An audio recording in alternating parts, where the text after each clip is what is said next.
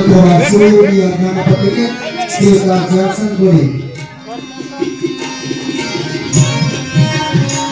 ಬೀದರ್ ಜಿಲ್ಲೆಯ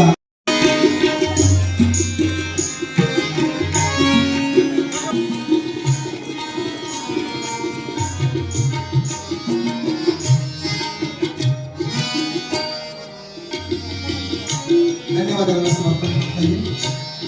ಮುಂದಿನದಾಗಿ ಇವತ್ತಿನ ಕಾರ್ಯಕ್ರಮದಲ್ಲಿ ಭಾಗಿಯಾಗಿರ್ತಕ್ಕಂಥ ಈ ನಾಡಿನ ರಾಜಕೀಯ ಧುರೀಣರು ಶ್ರೀಮಠದ ಅಪ್ಪಾಜಿಯವರ ಆತ್ಮೀಯ ಅಚ್ಚುಮೆಚ್ಚಿನ ಆ ಉಜ್ವಲವಾದಂಥ ಮಕ್ಕಳ ಒಂದು ಸಮ್ಮುಖದಲ್ಲಿ ಇವತ್ತು ನಾನು ಪ್ರತಿಯೊಂದು ಈ ವೇದಿಕೆ ಮೇಲೆ ಏನೇ ಕಾರ್ಯಕ್ರಮ ಆಗಲಿ ಆ ಮಕ್ಕಳಿಂದನೇ ಆಗಬೇಕು ಅಂತ ತಿಳ್ಕೊಂಡು ಈ ಕಾರ್ಯಕ್ರಮದ ಉದ್ಘಾಟನೆ ಕೂಡ ಮಕ್ಕಳಿಂದನೇ ಮಾಡಿಸಿದ್ದೆ. ಆ ಗುರುಗಳ ತೊಟ್ಟಿಲ ಮಹೋತ್ಸವವನ್ನು ಕೂಡ ಮಕ್ಕಳಿಂದನೇ ಮಾಡಿಸಿದ್ದೆ. ಕಾರಣ ಏನು ಅಂದರೆ ಇವತ್ತು ಆ ಬಂಗಾರದ ತೊಟ್ಟಿಲು ಎಲ್ಲ ಮಕ್ಕಳು ತಮ್ಮ ಕೈಯಿಂದ ತೂಗಬೇಕು. ಆ ಮಕ್ಕಳ ಭವಿಷ್ಯ ಸಿದ್ದರಾಮ ಶಿವಯೋಗಿಗಳು ಆ ಬಂಗಾರದ ವೈಭವದಲ್ಲಿ ಅವರೆಲ್ಲರ ಜೀವನ ಸಾಗಿಸಬೇಕು ಅನ್ನುವಂಥ ಭಾವನೆಯಿಂದ ಆ ಮಕ್ಕಳ ಭವಿಷ್ಯವನ್ನು ರೂಪಿಸಲಿ. ಅವರ ಆ ಬಂಗಾರ ಅಂತಂದರೆ ಅದು ಐಶ್ವರ್ಯದ ಸಂಕೇತ.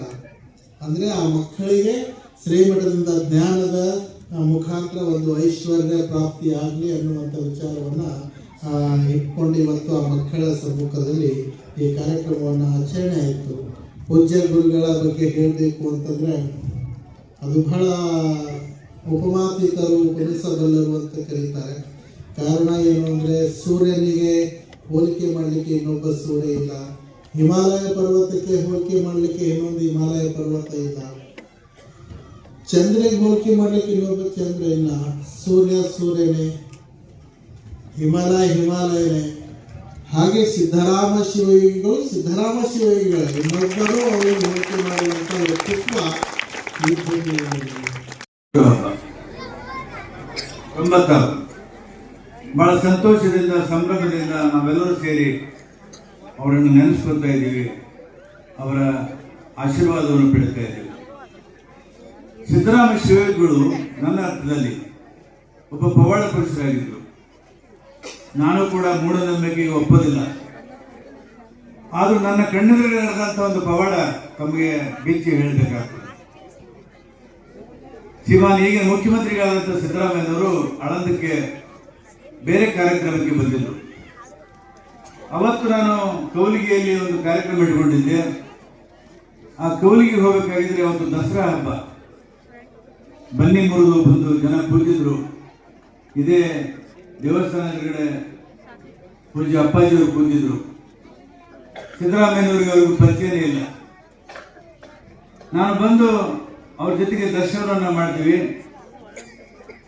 ಪೂಜ್ಯ ಸಿದ್ದರಾಮ ಶಿವಗಳು ಅವರ ವಾಣಿ ಹೇಗಿತ್ತಂದ್ರೆ, ಯಾಕೋ ಏನೋ ನನಗೂ ಅರ್ಥ ಆಗಲಿಲ್ಲ, ನೀನು ಒಂದು ದಿವಸ ನಾಡಿನ ಮುಖ್ಯಮಂತ್ರಿ ಆಗ್ತೀನಿ ಅಂತ ಭವಿಷ್ಯವನ್ನು ಹೇಳಿಬಿಟ್ರು.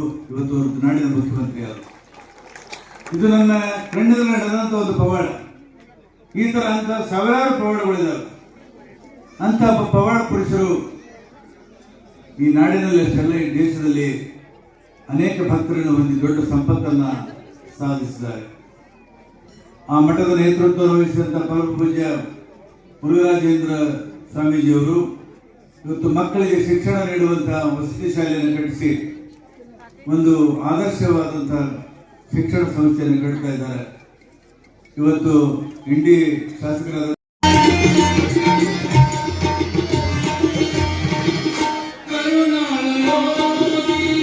ಒಂದ್ಸರಿ ಜೋರಾಗಿ ಚಪ್ಪಾಳೆ ತಟ್ಟಲೇಬೇಕು. ಬಹುಶಃ ನಿಮಗೂ ಅನಿಸ್ತಾ ಇದೆ ಅಲ್ಲ, ನಮ್ಮ ವಿಜುಗೌಡರು ಕೂಡ ಅವರು ಕೂಡ ಮಕ್ಕಳಿಗೆ ವಿಶೇಷವಾಗಿ ಗೀತಾ ಅನ್ನೋರು ಕೂಡ ಮಕ್ಕಳಿಗೆ ಕಿಟ್ಟನ್ನು ಅರ್ಪಣೆ ಮಾಡಿ, ವಿಶೇಷವಾಗಿ ಸಿದ್ದರಾಮ ಶಿವಯೋಗಿಗಳು ಯಾವುದೋ ಒಂದು ರೂಪದೊಳಗೆ ಒಂದು ಆಶೀರ್ವಾದ ಅಂತೂ ಮತ್ತೊಂದ್ಸರಿ ಜೋರಾದ ಚಪ್ಪಾಳೆ ಬರಲು ನೂರಾರು ಮಕ್ಕಳ ಶಿಕ್ಷಣದ ಕನಸನ್ನು ಕಂಡಿರ್ತಕ್ಕಂಥ ಪರಮ ಪೂಜ್ಯ